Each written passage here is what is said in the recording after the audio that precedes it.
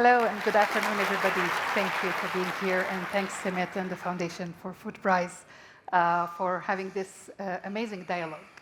It was very inspiring what we heard from Gloria, and I think she set the stage for us to really take the topic of innovation and accelerating so we can really put those innovations in the hands of farmers really, really well. And I'm delighted to have a group of panelists here with me today of researchers and business leaders. And one of them is actually going to contribute through a video after the panel discussion, who will share with us how to innovate solutions or how innovative solutions bolster farmers' resilience. The discussion will center on accelerating the transition from the conception of innovation to their practical application by smallholder farmers worldwide. And our panelists will address making groundbreaking technologies like AI accessible and affordable for these farmers. So without further ado, let me ask our panelists to introduce themselves and share a bit of overview of the great work they do in their organizations. So Yvonne, let's start with you. So good afternoon, and my name is Yvonne, and I think I'm a little bit different to the crowd here today. My world is business. I've been in corporate positions and building businesses throughout the years. But over the past 8 years, I've been dedicated to bioremediation and biosignaling. So I've been looking for companies that are dedicated to this and help them grow and scale. So the first one I want to talk to you about is one that I co-founded 8 years ago. And what we do, and this is extremely innovative, we go back to the very basics of biology, and we work with health. And the way we work with health is through food.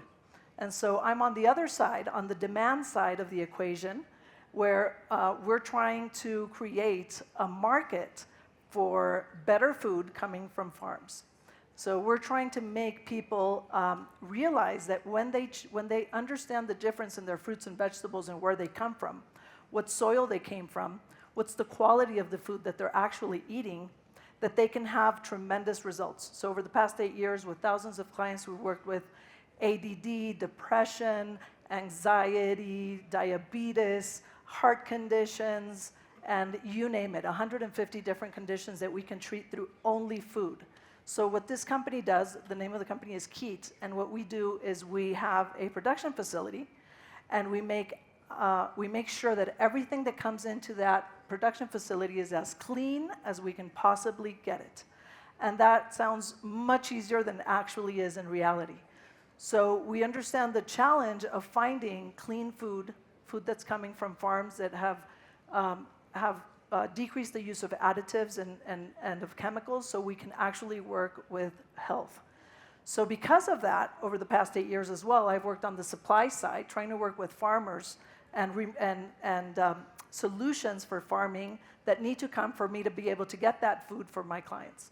So there's 2 other companies that I have worked with, which I chair the board, and what we're trying to do, one of them is bioremediation, biostimulation. The name of the company is called Leventia. And we have great stories of resilience with our customers. We do biostimulants. And another one is we basically turn biochar into liquid.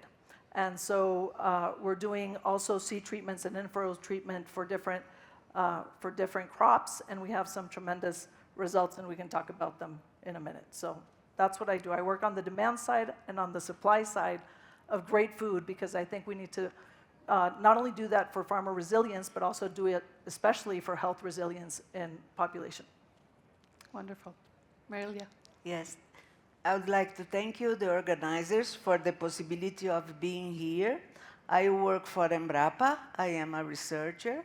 Embrapa is the Brazilian Research Agriculture Corporation. And Embrapa's dedication to sustainable practices and impactful partnerships has been transformative in shaping the agriculture sector in Brazil and beyond. I am a food scientist. And as a food scientist with a background in nutrition, I have spent the last 20 years working on multidisciplinary efforts to develop sustainable crops that increase nutrition and health. I coordinated the biofortification efforts in Brazil until 2012, and from 2012 to 2020 in Latin America and the Caribbean. Nowadays, we are exploring new ways to integrate, at least in Brazil. We did a reflection of these 20 years of work, and we are exploring how we can integrate the biofortified crops with fruits and vegetables, with the local demands. Because in our reflection, we saw that the people that are using this, and in Brazil we have already reached more than 1 million people with biofortified crops, they want to eat it together with the local foods, with the regional foods. So this is our effort now for having a diversity diet. So I'm looking forward for our discussion today. Thank you, Marilia. And I will introduce myself as well. I'm Khuloud Odeh. I'm the Global Director of Digital and Data Innovation at CGIAR. And I'm currently involved in designing a very exciting program as part of CGIAR portfolio, which is Digital and Data Innovation Accelerator. So you can imagine that I was really thrilled hearing from Roy and others. While in this session, we're going to talk more about innovation in general and not just digital. But as we all know, people sometimes always link innovation with technology because that's where the fastest innovations happen. So I'm really excited to be here and discuss the main challenge that we have at hand, which is how we foster context-specific innovations that are inclusive and integrative and continuously adapting to the dynamic changes in global value chains. So I'm going to start with a question to you, Marilia, which is, how can we speed? Because when it comes to innovation, speed is at essence. And when we are dealing with such an accelerated global change and global challenges, if we look at the mega trends, we are in a race to really adapt and solve a number of problems. So how can we speed up the time between conception of innovations and the moment those innovations reach smallholder farmers, like Gloria was asking? You see, in our model, I will talk a bit about the research we have been conducting in these last years because it was really an innovation for the country. We emphasized applied research, capacity building, strategic partnerships, and scalability in order to bridge the gap between research, policymaking, and farming communities. My personal experience working with nutrition-sensitive crops over the past 20 years underscores the importance of establishing strong connections between researchers, policymakers, NGOs, and farmers. But for us, the very key thing to smallholder farmer adoption of the innovation is carefully identify their needs and listen what they need. Because we cannot just come with something that is not needed. So we need to ensure the technology provided meets their specific demands. So I think this is the main thing, and I think is applied to all sorts of innovation. I like to highlight the biofortification initiatives as a prime example. The Biofort network, for instance, established in 2012, brings together over 200 researchers and partners for various sectors. This work has released 14 cultivars, nutrition-sensitive cultivars in Brazil, benefiting only over 1 million people in our country. But we needed to continue this work. It's not only research. So we established regional biofortification hubs. As most of the previous speakers showed, hubs are the key to reach a capillarity in where you want to work. So with this, we ensured the local multiplication, distribution, and promotion of biofortified materials. These hubs support the seed distribution, knowledge sharing, and, and capacity building. We needed also a local governance committees to manage the production and distribution strategies, while technological reference units provided training to empower farmers and vulnerable communities. Capacity building is crucial, and information sharing. All our success in these years is based on this. So, for nutrition-sensitive crops, this is important. In several countries in LAC, training sessions were provided from Embrapa in collaboration with CIAT, CIMIT, CIP, and the local NERs.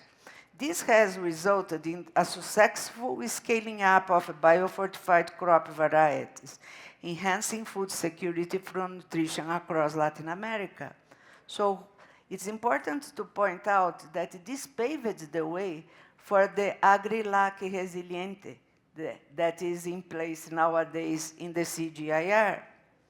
Another interesting example I would like to share is the creation of the ATER Plus digital platform, a digital extension initiative that Embrapa has been developing with several partners to assist, expand, and improve rural extension services in Brazil.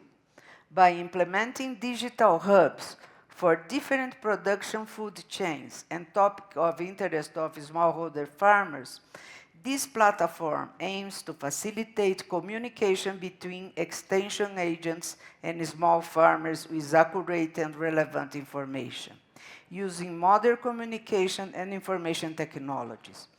Considering that only 20% of the rural establishments in Brazil have any extension services, this platform is available on a website and also an app for cell phones. We just launched this last March and has been used a lot because most everybody has a cell phone and the extensionist can use all this information to share with in this platform. We have 22 hubs for crops and also hubs for nutrition, for climate change, and this transversal information.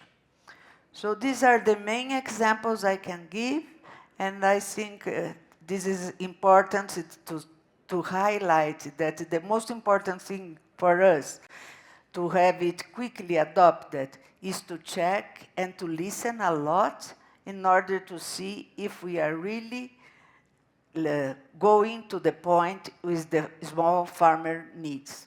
Thank you. Thank you, Marilia. So Yvonne, I'm coming back to you because you promised us some great examples of the results that you had. So can you share with us your groundbreaking recent work? So I'll tell you a little bit about the results, but I think talking about innovation in agriculture is so interesting to me because I come from working with all different kinds of industries, aviation, manufacturing, construction, cybersecurity, and when you look at agriculture, it's been the most enlightening process in my life. I honor everybody that works in agriculture. This is one of the most difficult industries I've ever worked with. And when you see innovation and the time it takes for innovation to come into agriculture, it's like, it's years and years, and there's not that much money as there is in other industries. Mm-hmm. So it's even more challenging. So to find patient capital over these years, to wait for these companies to grow, we've done hundreds of trials, and I'll give you an example. There's MAPCO Farms up in Northern California. They have 10,000 acres of almonds.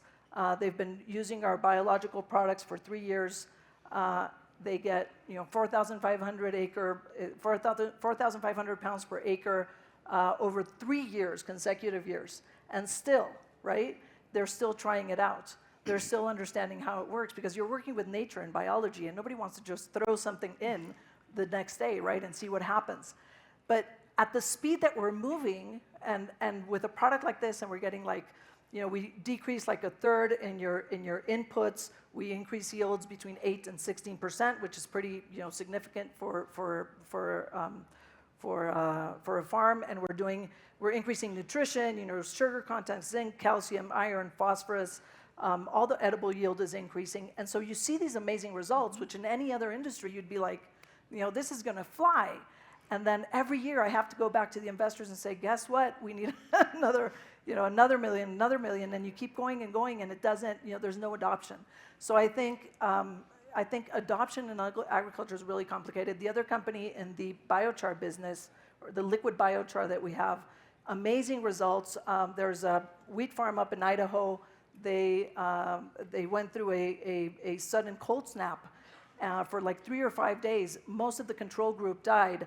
Our product that was our treated seed product, wheat, came in like 60% of the crop stood at the end of this cold snap, and we even gave it a 30% increase in yield over the protocol. So these results for me are amazing, and I keep trying to understand how this works, that it takes so long for adoption. And I think there's 2 sides of this. I think there's the adoption on the side of, it's a little bit of like, I think about it like the pharmaceutical industry, right? Because there's prescription medicine. And so we've prescribed the protocols for ag. And breaking those protocols has been really hard. And getting people to really adopt and believe. And the thing that's really amazing to me in all 3 companies that I've mentioned, the biological side and the biochar side on the farm side and the health side, is that when you work with nature the way it had come in its default setting, people do not believe. We do not believe that nature had a lot of this figured out, and that if we default back to these systems, it takes a little bit to sort of get things out of the system, but I see it the same. When you talk about agriculture, you're talking about the gut health of our planet, and when you talk about health in people, you're talking about gut health in the microbiome. So the microbiome of agriculture is the same as will determine the microbiome of people. And I think that is absolutely groundbreaking in the thoughts and the way that we look at things. And I think we should start to increase this conversation, because I see the end result. The end result of farming is health. And I think it is just the most amazing connection to think that life creates life. And when I see people heal from so many things that cost the food systems, that cost the health systems, that cost people in their daily lives, hospital bills, and people taking care of you when you're sick, and years of chronic disease, and years of emotional distress can be fixed. And my treatment is $1,000 a month with food, which is the same as if you take one of these new GLP-1s, right? And you only have to do it for a couple months, and your system starts upregulating by itself. So I see nature upregulating itself when we believe in nature, but it's very hard to bring that grand innovation back to farms. But yeah, I see it every day. Yeah, well, thank you. It's a great example and groundbreaking work for sure. So given the theme of the DialogueNEXT, what advice do you have, both of you, and this is to both of you actually, to share an advice you have to strengthen and nurture farmer resilience through agriculture innovation? And if there's any also final remarks you want to share as you answer the question. So maybe we'll start with you, Marilia. For me, I think the key advice is that we need to listen first in order to do what we want, to see in what we are proposing, it's really fitting what are the needs. And also, I think the collaboration is very important. We cannot walk alone. So partnership is key, not only among research institutions, but with the NGO, with the producers, and everybody. And by my final remark, I would like to call the attention that Embrapa has just signed the MOU 2 weeks ago with the CGIAR, and we are looking very, very much to forward and have again the collaboration that we used to have in the past, that we believe that this will be a very important collaboration for results, not only in this region, but in the entire world. Thank you. Thank you. Exciting. So I think it's about adoption, opening ourselves up to talking about, nature. Really, there are a lot of nature-based solutions that can make significant results. And I think it's also about the distribution channel. I think that's one of the largest, one of our largest problems over the years has been, going into the distribution channels and their acceptance of these alternative solutions. So I think those two are absolutely things that need to get worked on. And I think finding patient capital, it's been very hard to find people that will be willing to sit through 8-10 years of trial books and commercial trials and scientific trials and really putting up the money to develop this technology over the years and still continue investing, because it's one of the hardest. You're competing against other industries that have different returns. So that's also one of the biggest challenges. And I think in my last comment, I would just say, I think the amazing thing about farmers is you're stewards of the land, and I honor that.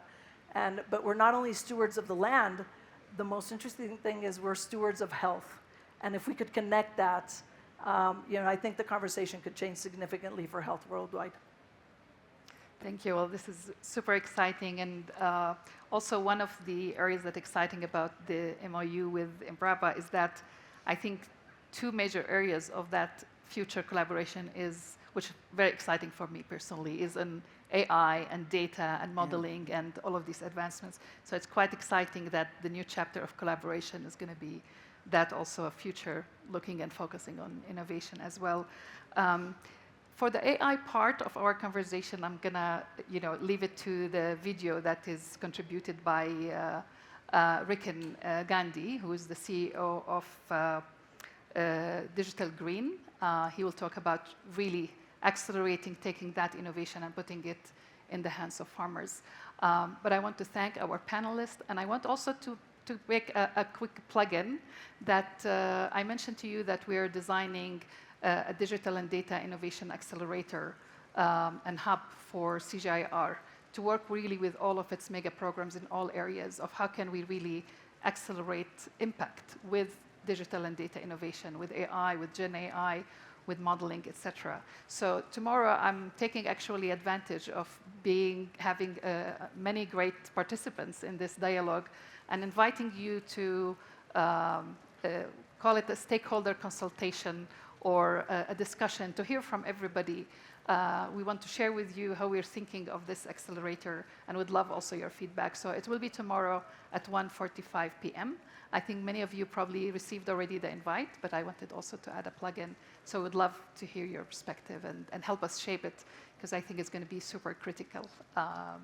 Almost in every session today, we heard about AI and technology and innovation, so we need to foster it. And with that, I'll thank again our panelists, and I will tune us to the video that is contribution from Rikin Gandhi. Thank you so much, and thank you. Thank you. Both of you.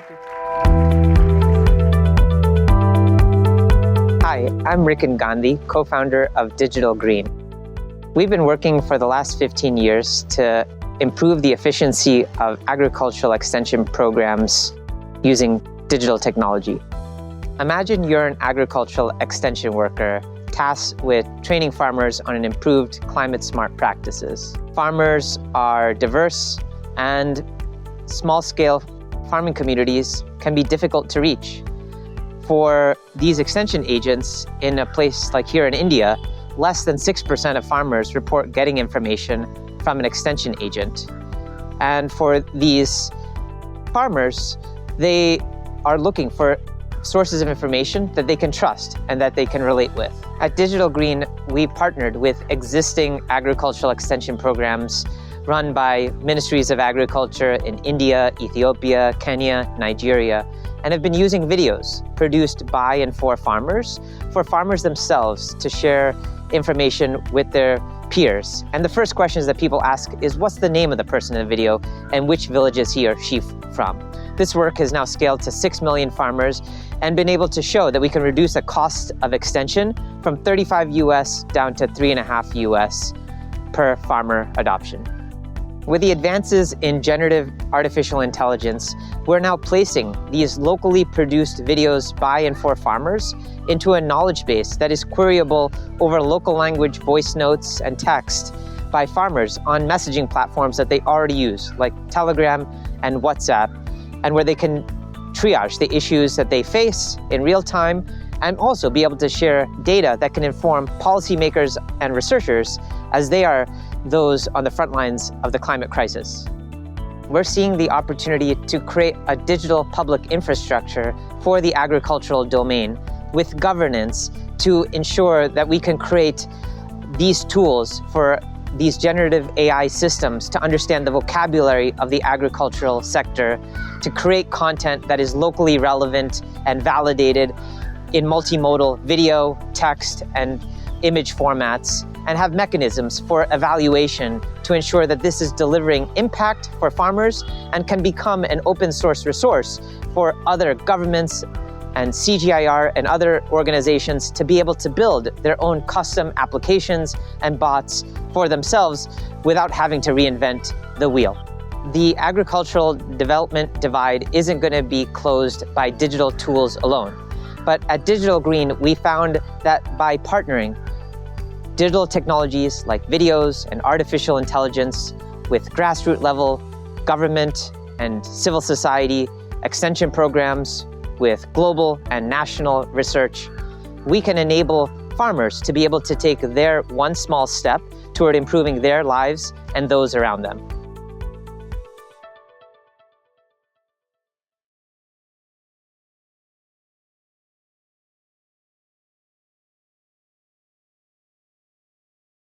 On behalf of the Novo Nordisk Foundation, I extend our warmest regards to all participants attending DialogueNEXT, Seeds of Strength, Nurturing Farmer Resilience, graciously hosted by the World Food Prize Foundation and CIMMYT.